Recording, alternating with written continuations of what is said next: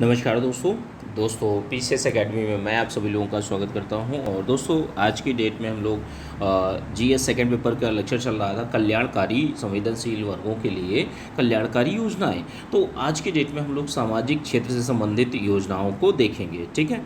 और दोस्तों कुछ चीज़ें हैं कि जैसे मेंस का जो मटेरियल है जीएस फर्स्ट पेपर का, ध्यान रखिएगा आप लोग, जीएस फर्स्ट पेपर का और सेकंड पेपर का, आपका फर्स्ट पेपर और सेकंड पेपर का कुछ टॉपिक्स बचे हुए हैं। अब सबसे पहले उन्हीं चीज़ों को कंप्लीट किया जाएगा, ठीक है, उन्हीं चीज़ों को कंप्लीट करवाया जाएगा।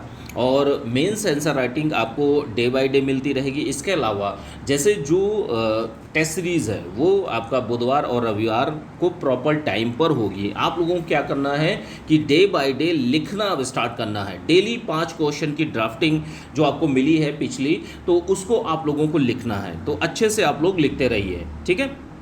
आज की डेट में हम लोग बात करेंगे सामाजिक क्षेत्र से संबंधित योजनाओं के बारे में। तो सबसे पहली योजना है आपकी पंडित दीनदयाल उपाध्याय श्रमेव जयते योजना, ठीक है। तो सबसे पहली योजना आपकी यही है। तो इस योजना के बारे में जानेंगे। सबसे पहले पंडित दीनदयाल उपाध्याय श्रमेव जयते योजना, तो इसकी शुरुआत कब की गई थी? शुरुआत की गई थी 16 अक्टूबर 2014 को विज्ञान भवन नई दिल्ली से प्रधानमंत्री नरेंद्र मोदी जी के द्वारा। इस योजना का प्रावधान क्या है तो अब उसको देख लेते हैं, ठीक है। इस योजना का प्रावधान कौन कौन सा? तो देखिए इसमें जैसे भारत में मजदूरों की दशा और दिशा सुधारना, जो श्रमेव जयते मतलब जो श्रमिक हैं, श्रमिकों से संबंधित यह योजना है। श्रम क्षेत्र में पारदर्शिता लाकर औद्योगिक विकास के अनुकूल माहौल बनाना, ताकि मेक इन इंडिया अभियान की सफलता को सुनिश्चित किया जा सके। इस योजना के तहत क्या है कि जैसे भविष्य निधि के सभी सदस्यों को यूनिवर्सल अकाउंट नंबर जारी करने की घोषणा की गई है, और इसी के जरिए पीएफ खाता धारक अपने इस खाते से संबंधित सभी जानकारियां ऑनलाइन प्राप्त कर सकेंगे। साथ ही साथ क्या है कि जैसे जो खाता है, खाते की पोर्टेबिलिटी तथा प्रोविडेंट फंड निकालने के लिए, ठीक है, उन्हें ऑनलाइन आवेदन करने की सुविधा भी उपलब्ध होगी। अन्य प्रावधान कौन सा है कि जैसे इसके अन्य सुधारों पहलुओं की घोषणा कार्यक्रम के उद्योगों को लॉन्च करते हुए प्रधानमंत्री जी ने प्रमुख उद्योगों में जैसे इंस्पेक्टर राज को खत्म करना, इसकी आत्मा, श्रम संबंधित आंकड़ों के लिए श्रम सुविधा नामक एक पोर्टल शुरू किया गया है। देश में कार्यरत सभी 6 से 7 लाख औद्योगिक इकाइयों को अलग अलग लेबर आइडेंटिफिकेशन नंबर आवंटित किया जाएगा। तो ये इस पंडित दीनदयाल उपाध्याय श्रमेव जयते योजना के अंतर्गत चीज़ें रखी गई हैं। अगली चीज़ क्या है कि जैसे इंस्पेक्टर राज जो होता है, तो इंस्पेक्टर राज की समाप्ति के लिए फैक्ट्रियों के निरीक्षण के लिए इंस्पेक्टर का चयन करना, ठीक है, चयन कंप्यूटर के द्वारा कराई जाने वाली व्यवस्था करना कार्यक्रम के मुख्य बिंदुओं को शामिल किया गया है।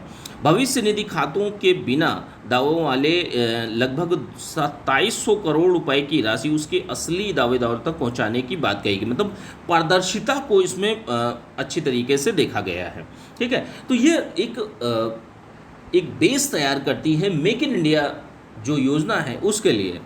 अब अगली योजना है प्रधानमंत्री सुरक्षा बीमा योजना। इसको देखिए बजट 2015-16 में घोषणा की गई थी, और 9 मई 2015 को प्रधानमंत्री नरेंद्र मोदी जी द्वारा कोलकाता पश्चिम बंगाल से इसको स्टार्ट किया गया था। इसमें क्या है कि जैसे 12 रुपये प्रति वर्ष के प्रीमियम पर 2 लाख रुपए तक का दुर्घटना बीमा मिलेगा।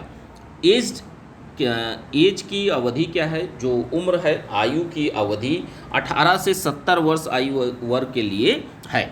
इसके लिए बैंक खाता होना अनिवार्य है, ताकि जो ऑटो डेबिट है उसके जरिए इसका प्रीमियम अदा किया जा सके, ठीक है। अगली योजना कौन सी है? अटल पेंशन योजना। तो देखिए अगली योजना जो है अटल पेंशन योजना है, और इसका प्रारंभ जो है बजट 2015-16 में इसकी घोषणा की गई थी। 9 मई 2015 को प्रधानमंत्री नरेंद्र मोदी जी के द्वारा कोलकाता पश्चिम बंगाल से इसको स्टार्ट किया गया था, अटल पेंशन योजना को। इसका उद्देश्य क्या है? उद्देश्य यह है कि शामिल होने जो लोग हैं 18 से 40 वर्ष के लोग जो हैं, इनको इस योजना के तहत लाभ मिलेगा। योगदान के अनुरूप में कि जैसे 1000 है, 2000 है, 3000 है, 4000, 5000 है, कि पेंशन 60 वर्ष उम्र के बाद दी जाएगी।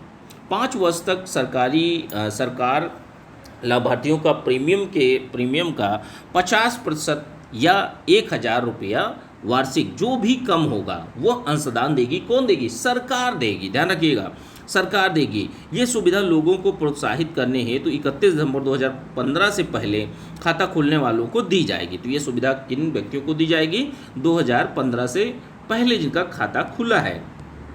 अब देखिए अगली योजना जो है प्रधानमंत्री सामाजिक सुरक्षा जीवन ज्योति योजना भी इसको कहते हैं। 9 मई 2015 को प्रधानमंत्री नरेंद्र मोदी जी के द्वारा कोलकाता पश्चिम बंगाल से इसके स्टार्ट किया गया था। 2 लाख तक इसमें नैसर्गिक मृत्यु और दुर्घटना जोखिम कवर करेगी।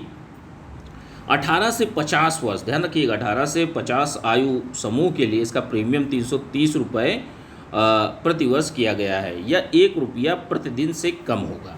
तो ये कुछ चीज़ें हैं प्रधानमंत्री सामाजिक सुरक्षा योजना के बारे में।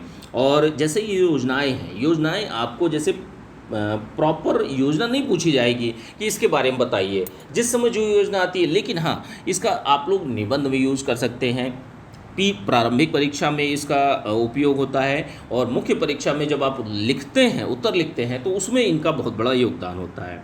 उस्ताद योजना, देखिए उस्ताद योजना जो है upgrading the skills and training traditionals, ठीक है, आर्ट्स क्राफ्ट फॉर डेवलपमेंट, तो इसका फुल फॉर्म है उस्ताद योजना का। इसका शुरुआत कब की गई थी? 14 मई 2015 को केंद्रीय अल्पसंख्यक मंत्री थी नजमा हेपतुल्ला, ठीक है, तो वो और केंद्रीय मंत्री हैं मुख्तार अब्बास नकवी के द्वारा वाराणसी से इसको प्रारंभ किया गया था, वाराणसी उत्तर प्रदेश से।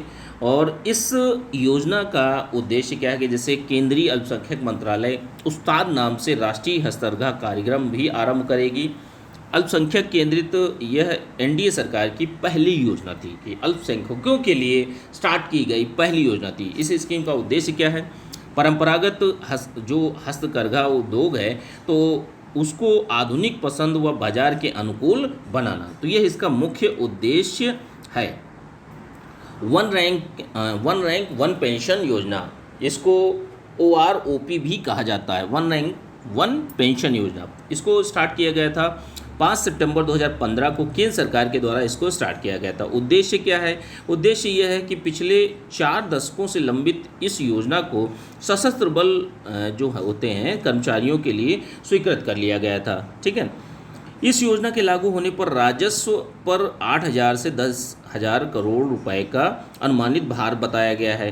12,000 करोड़ रुपए का बकाया खर्च होंगे, तो इसके योजना के तहत है। योजना के तहत पेंशन की गणना के लिए 2013 को आधार वर्ष माना जाएगा। योजना को लागू करने से संबंधित विवादों के लिए केंद्र सरकार ने एक न्यायिक समिति बनाने की घोषणा की है जो अगले 6 वर्षों में रिपोर्ट सौंपेगी। भविष्य में प्रति 5 सालों में पेंशन का पुनर्निर्धारण किया जाएगा, मतलब दोबारा इसका निर्धारण किया जाता रहेगा 5-5 सालों के बाद में। योजना से लाभान्वित होने वाले पूर्व सैनिकों की संख्या 25 लाख से अधिक है। स्वैच्छिक सेवा निवृत्ति, जिसको VRS कहा जाता है, VRS लेने वाले पूर्व सैनिकों को ये सुविधा नहीं मिलेगी। तो ये कुछ प्रावधान हैं इस योजना से संबंधित। अब देखिए अगली योजना जो है आर्थिक क्षेत्र से संबंधित योजना है। तो सबसे पहली आर्थिक क्षेत्र में है मृदा स्वास्थ्य कार्ड योजना। तो इसका प्रारंभ मृदा स्वास्थ्य कार्ड योजना किससे संबंधित होगी? मृदा से ही। प्रारंभ जो है 19 फरवरी 2015 को प्रधानमंत्री मोदी जी के द्वारा सूरतगढ़ राजस्थान से इसको शुरू किया गया था। थीम क्या था? स्वास्थ्य धरा खेत हरा, तो यह इसकी थीम थी। उद्देश्य क्या है? उद्देश्य है कि मिट्टी की गुणवत्ता की जांच करना, कृषि उत्पादकता को बढ़ाना, और लक्ष्य क्या है? अगले 3 वर्षों के दौरान 145 मिलियन किसानों को स्वास्थ्य कार्ड प्रोवाइड करना, ठीक है, ध्यान रखिएगा। मृदा स्वास्थ्य कार्ड इस योजना के तहत जारी किए जाते हैं। 3 वर्ष बाद उनका नवीनीकरण भी होता है। इस कार्ड में यह एक जानकारी दी जाएगी कि फसल के लिए कितनी उर्वरक की आवश्यकता है, अर्थात ज़मीन को ज़रूरत से ज़्यादा उर्वरक से बचाना, कि भाई ज़्यादा उर्वरक मिट्टी में ना जा सके। धन का आवंटन किस तरीके से किया जाएगा? कार्ड जारी करने के लिए 100 करोड़ रुपए देश भर में 100 मोबाइल मृदा परीक्षण प्रयोगशालाएं स्थापित करने हैं, तो 56 करोड़ रुपए अतिरिक्त आवंटित किए गए हैं। तो ये धन आवंटन है। अगली योजना कौन सी है? प्रधानमंत्री कृषि सिंचाई योजना। तो देखिए यह जो योजना है इसका प्रारंभ जो है, शुभारंभ जो है 1 जुलाई 2015 को हमारे माननीय प्रधानमंत्री जी नरेंद्र मोदी जी की अध्यक्षता में CCEA की जो ने स्वीकृति दी थी। उद्देश्य क्या है? उद्देश्य यह है कि कृषि की मानसून पर निर्भरता कम करना, खेती तक सिंचाई सुविधा पहुंचाना। ठीक है। अब देखिए 5 वर्ष हेतु जैसे 2015 से 16 से मतलब 2015-16 से 2019-20 तक 50,000 करोड़ रुपए के व्यय का प्रावधान किया गया है प्रधानमंत्री कृषि सिंचाई योजना के तहत। इस योजना में त्वरित सिंचाई लाभ कार्यक्रम, ठीक है, जिसको AIBP कहा जाता है, समेकित वाटर शेड प्रबंधन कार्यक्रम IWMP जिसको कहा जाता है, राष्ट्रीय टिकाऊ कृषि मिशन जिसको NMSA कहा जाता है, और एवं खेत जल प्रबंधन योजना, इन सारी योजनाओं को एकीकृत किया गया है इसी योजना के अंतर्गत। ठीक है, प्रधानमंत्री कृषि सिंचाई योजना के अंतर्गत राष्ट्रीय स्तर पर इस योजना की निगरानी और निरीक्षण प्रधानमंत्री की अध्यक्षता में गठित राष्ट्रीय संचालन समिति जिसको NSC, ठीक है, द्वारा की जाएगी, जबकि कार्यक्रम के कार्यान्वयन, संसाधनों के आवंटन, अंतर मंत्रालय समन्वय, निगरानी एवं प्रदर्शन के आकलन के लिए NIIT आयोग यानी नीति आयोग के उपाध्यक्ष की अध्यक्षता में एक राष्ट्रीय कार्यकारी समिति गठित की जाएगी। तो ये कुछ प्रावधान हैं प्रधानमंत्री कृषि सिंचाई योजना से संबंधित। अब अगली योजना है प्रधानमंत्री फसल बीमा योजना। प्रधानमंत्री फसल बीमा योजना को शुरुआत किया गया था 13 जनवरी 2016 को प्रधानमंत्री नरेंद्र मोदी जी की अध्यक्षता में केंद्रीय मंत्रिमंडल द्वारा इसकी घोषणा की गई थी। अब इसका कार्य क्या है, उद्देश्य क्या है कि जैसे प्राकृतिक आपदाओं में किसानों को होने वाले नुकसान की त्वरित भरपाई करना इस योजना का मुख्य उद्देश्य है। ध्यान रखिएगा, जैसे किसी किसान की फसल नष्ट हो जाती है तो उसको त्वरित लाभ मिले, उसका एवज में लाभ मिले। ठीक है, यह योजना खरीफ सत्र में जून 2016 से लागू की गई है और इस योजना का लक्ष्य 3 वर्षों के भीतर देश के 50% किसानों को इस योजना के लाभ के दायरे में लाना। अभी तक मात्र 23% ही इस योजना के अंतर्गत लाए गए हैं। प्रत्येक वर्ष लगभग 17.600 करोड़ रुपए का खर्च का अनुमान है। इसके लिए केंद्र सरकार 8800 करोड़ रुपए की मंजूरी दी है। ठीक है, प्रधानमंत्री फसल बीमा योजना के अंतर्गत। और इतनी ही राशि कौन देगा? राज्य सरकार देगी। इस योजना में जैसे फसल और फसल बीमा प्रीमियम को निम्न प्रकार से रखा गया है कि जैसे रबी कुल प्रीमियम की मात्रा 1.5% किसानों द्वारा देय होगा और खरीफ के लिए कुल प्रीमियम का मात्र 2% किसानों द्वारा देय होगा।